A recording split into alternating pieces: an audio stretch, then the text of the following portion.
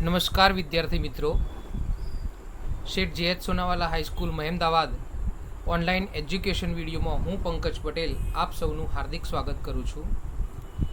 વિદ્યાર્થી મિત્રો, આપણે ધોરણ 11 તત્વજ્ઞાન વિષયમાં આગળના વિડીયોમાં જોયું કે તર્કશાસ્ત્ર એ વિષય શેનો અભ્યાસ કરે છે, તર્કશાસ્ત્રનું સ્વરૂપ કેવું છે અને તર્કશાસ્ત્રની વ્યાખ્યાઓની આપણે વાત કરી.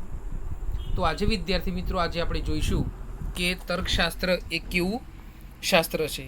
તો આપણે એવું કહી શકીએ વિદ્યાર્થી મિત્રો કે તર્કશાસ્ત્ર એ રૂપલક્ષી શાસ્ત્ર છે. એરિસ્ટોટલે તર્કશાસ્ત્રની જે વ્યાખ્યા આપી છે એ પ્રમાણે એવું કહી શકાય કે કોઈપણ વસ્તુને દ્રવ્ય હોય છે અને કોઈપણ વસ્તુનું રૂપ હોય છે. દ્રવ્ય એટલે વસ્તુ એવી, અથવા તો દ્રવ્ય એટલે વસ્તુ જેની બનેલી છે તે. ઉદાહરણ તરીકે લાકડાનું ટેબલ, લોખંડનું ટેબલ. લાકડાના ટેબલમાં લાકડું એ દ્રવ્ય છે અને લોખંડના ટેબલમાં લોખંડ એ દ્રવ્ય છે. તો આમ રૂપ એટલે દ્રવ્યની દ્રષ્ટિએ અલગ એવી ઘણી વસ્તુઓમાં જે સમાનપણે રહેલું છે તે. જેમ કે લોખંડના અને લાકડાના ટેબલમાં જે આપણને સમાનપણે જોવા મળે છે તે ટેબલનું રૂપ છે. તો આમ તર્કશાસ્ત્રની રૂપલક્ષી વ્યાખ્યા ઉપરથી અથવા તો રૂપલક્ષી સ્વરૂપનો ખ્યાલ મેળવવા માટે આપણે સૌ પ્રથમ રૂપ અને દ્રવ્ય વચ્ચેનો ભેદ સમજવો જરૂરી છે. તો આ માટે આપણે અહીંયા એક સરસ પંક્તિ આપેલી છે, તે પંક્તિનો અભ્યાસ કરીશું. ગાંઠ ગળ્યા પછી નામ રૂપ જુજવા, અંતે તો હેમનું હેમ હોય.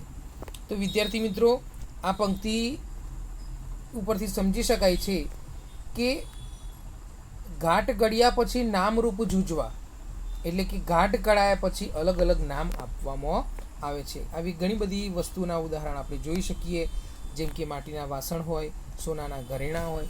તો આ બધી વસ્તુમાં આપણે જોઈ શકીએ છીએ કે જ્યારે વસ્તુનું આકાર આપવામાં આવતો હોય છે, જેમ કે માટીના વાસણો, તો એ માટીના વાસણોનું જે મૂળ દ્રવ્ય છે તે માટી છે, પણ એનો આકાર અપાયા પછી એના જુદા જુદા નામ અપાય છે. તેવી જ રીતે સોનાના ઘરેણામાં મૂળ દ્રવ્ય તો સોનું જ છે, પણ આકાર અપાયા પછી તેની અંદર આપણે મૂળ દ્રવ્ય તરીકે સોનાને જ મેળવીએ છીએ, પણ તેના આકાર અપાયા પછી આપણે બંગડી, હાર, આ બધા અલગ અલગ નામ આપીએ છીએ.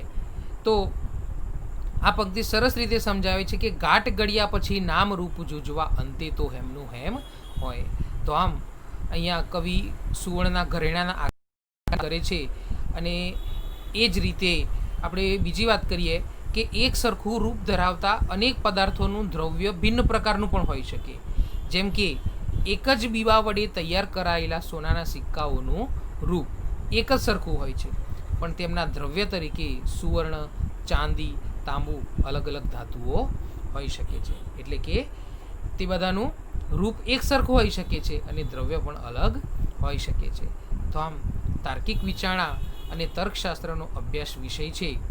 તાર્કિક વિચારણા એ તર્કશાસ્ત્રનો અભ્યાસ વિષય છે અને આથી જ તાર્કિક વિચારણા દલીલ કે અનુમાનો સ્વરૂપે જોવા મળે છે. અને આ દલીલનો અભ્યાસ કરતી વખતે તર્કશાસ્ત્ર દલીલના વિષય તરફ દુર્લક્ષી સેવે છે. એટલે તર્કશાસ્ત્ર માત્ર દલીલના રૂપને ધ્યાનમાં લે છે, વિષયને ધ્યાનમાં લેતું નથી. તો આમ વિષયની દ્રષ્ટિએ વિધાનો ભલે પરસ્પરથી ભિન્ન હોય, છતાં પણ જો વિધાનોનું રૂપ એક સરખું હોઈ શકે છે. આ મુદ્દાની રજૂઆત આપણે અહીંયા નીચે કેટલાક વિધાનો તપાસીને જોઈ શકીએ છીએ. જેમ કે સર્વ કવિઓ કલ્પનાશીલ છે, સર્વ દાક્તરો દયાળુ છે, સર્વ સંતો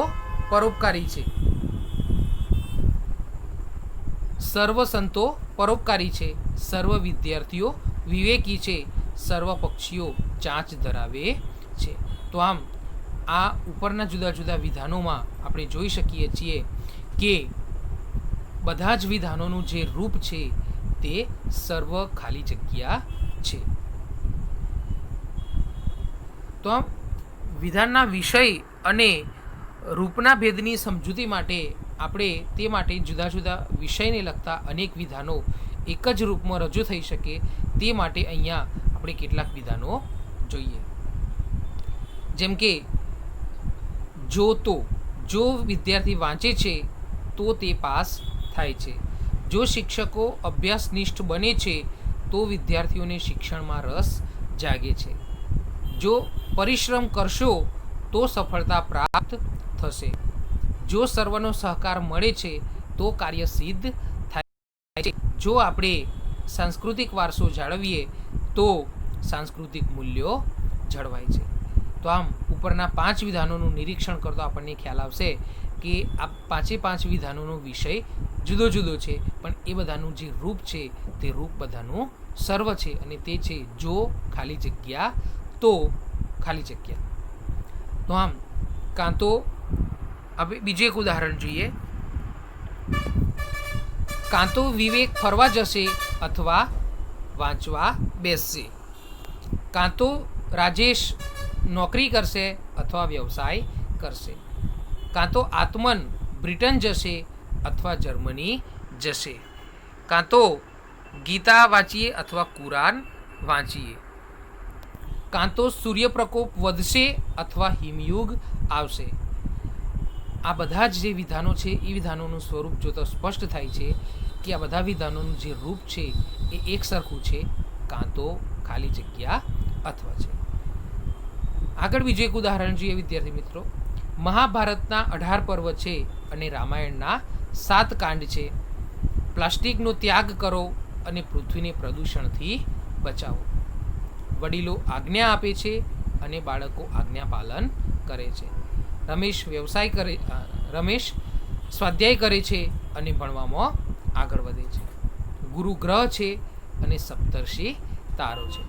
આ 5 વિધાનોની જો તો ખ્યાલ આવશે કે પ્રત્યેક વિધાનનું રૂપ એક સરખું છે, ખાલી જગ્યા અને ખાલી જગ્યા.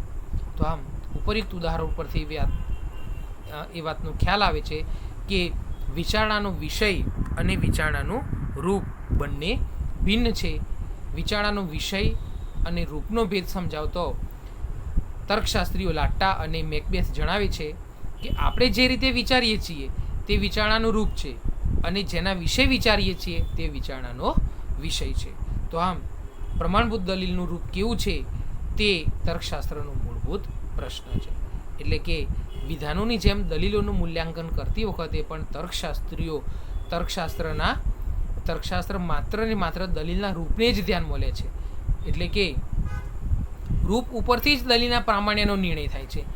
વિષય એ તર્કશાસ્ત્રની દ્રષ્ટિ અગત્યનો નથી. જેમ કે સર્વ વૈજ્ઞાનિકો કુશાગ્ર બુદ્ધિ ધરાવે છે. સ્ટીફન હોકિંગ વૈજ્ઞાનિક છે, માટે સ્ટીફન હોકિંગ કુશાગ્ર બુદ્ધિ ધરાવે છે. હવે આગળ આપણે જે વિદ્યાર્થી મિત્રો દલીલ જોઈ તેનું રૂપ આપણે અહીંયા જોઈ શકીએ. એટલે કે જે નામ હતા એની જગ્યાએ આપણે સંકેતાવલી મૂકીશું. સંજ્ઞા જેમ કે સર્વ એસ કે છે, એચ એસ છે, માટે એચ કે છે. હવે આ પ્રમાણભૂત દલીલનું રૂપ છે.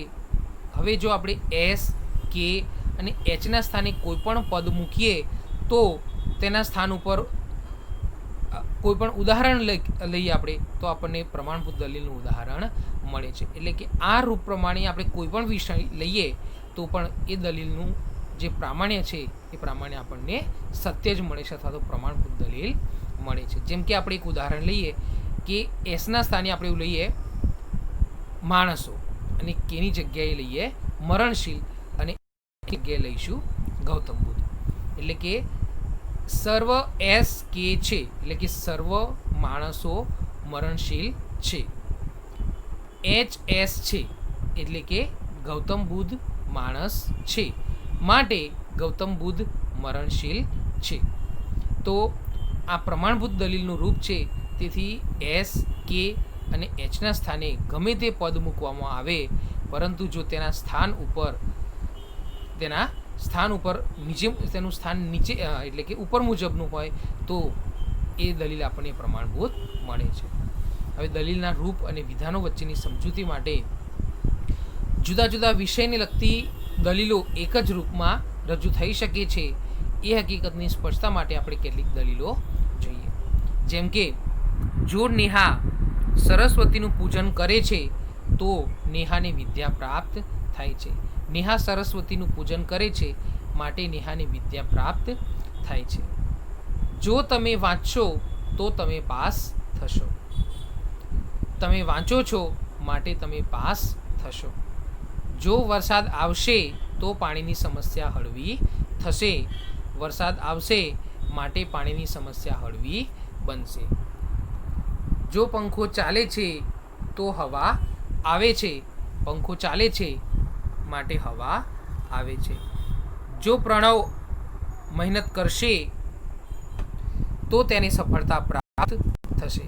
પ્રણવ મહેનત કરે છે માટે પ્રણવ સફળતા પ્રાપ્ત કરે છે. તો આમ ઉપરના પાંચેય દલીલનું આપણે નિરીક્ષણ કરતો એ સમજી શકીએ કે પ્રત્યેક દલીલનું જે રૂપ છે તે એક સમાન છે અને આ દલીલમાં પહેલાં સાદા વિધાનો એટલે કે વિધાનનો નાનામાં નાનો એકમ માટે પી અને બીજા સાદા વિધાન માટે ક્યુ પ્રતીક મૂકવામાં આવે તો આપણને નીચે પ્રમાણે દલીલનું રૂપ મળે છે.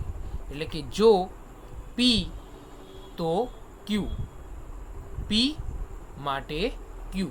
એટલે કે જો પી હોય તો ક્યુ પણ હોય. પી છે માટે ક્યુ પણ છે અથવા તો પી હોય તો ક્યુ પણ હોય જ. જેમ કે એનું એક ઉદાહરણ લઈએ આપણે કે જો વરસાદ સારો થશે તો પાક સારો થશે. પીના સ્થાને વરસાદ સારો થશે એવું આપણે લઈએ અને ક્યુના સ્થાને પાક સારો થશે. એટલે કે જો વરસાદ સારો થશે તો પાક સારો થશે. આગળ જોઈશું. કાં તો રશ્મિ નોકરી કરશે અથવા રશ્મિ વ્યવસાય કરશે. રશ્મિ વ્યવસાય કરશે નહીં માટે રશ્મિ નોકરી કરશે. વિદ્યાર્થી મિત્રો, આને આપણે બીજી રીતે પણ લઈ શકીએ. કાં તો અથવા એટલે બંનેમાંથી કોઈ એક પરિસ્થિતિ હોય. જો એક હોય તો બીજું ન હોય અને જો બીજું હોય તો પ્રથમ ન હોય. એટલે કે આપણે આ રીતે પણ લઈ શકીએ. કાં તો રશ્મિ નોકરી કરશે અથવા રશ્મિ વ્યવસાય કરશે. રશ્મિ નોકરી કરશે માટે રશ્મિ નોકરી કરશે માટે રશ્મિ વ્યવસાય કરશે નહીં. આવું પણ લઈ શકીએ. કાં તો વરસાદ આવશે અથવા દુષ્કાળ પડશે. દુષ્કાળ પડ્યો નથી માટે વરસાદ આવ્યો છે. કાં તો હું અમદાવાદ જઈશ અથવા મુંબઈ જઈશ. હું મુંબઈ જઈશ નહીં માટે હું અમદાવાદ જઈશ. આને પણ આપણે બીજી રીતે લઈ શકીએ કે કાં તો હું અમદાવાદ જઈશ અથવા મુંબઈ જઈશ. હું અમદાવાદ જઈશ નહીં માટે હું મુંબઈ જઈશ. કાં તો ચરણજીત વિનયનમાં ભણશે અથવા ચરણજીત વાણિજ્યમાં ભણશે. ચરણજીત વાણિજ્યમાં ભણતો નથી માટે ચરણજીત વિનયનમાં ભણશે. કાં તો વિવેકનો વિજય થશે અથવા વિવેકનો પરાજય થશે. વિવેકનો પરાજય થશે નહીં માટે વિવેકનો વિજય થશે. તો આમ વિદ્યાર્થી મિત્રો, આ બધી જ દલીલો જોતાં સ્પષ્ટ થાય છે કે બધી જ દલીલોનું જે રૂપ છે તે રૂપ એક સરખું છે અને આ દલીલમાં આવતા પહેલા સાદા વિધાન માટે પી અને બીજા સાદા વિધાન માટે ક્યુ પ્રતીક મૂકવામાં આવે તો તેમનું રૂપ નીચે મુજબનું છે એ સ્પષ્ટ રીતે જોઈ શકાય છે. કાં તો પી અથવા ક્યુ, ક્યુ નહીં માટે ક્યુ. તો આમ આ પ્રતીકોની જગ્યાએ આપણે જો કોઈ પણ વિધાન મૂકીએ તો આપણને દલીલનું પ્રમાણભૂત સ્વરૂપ જ મળે છે.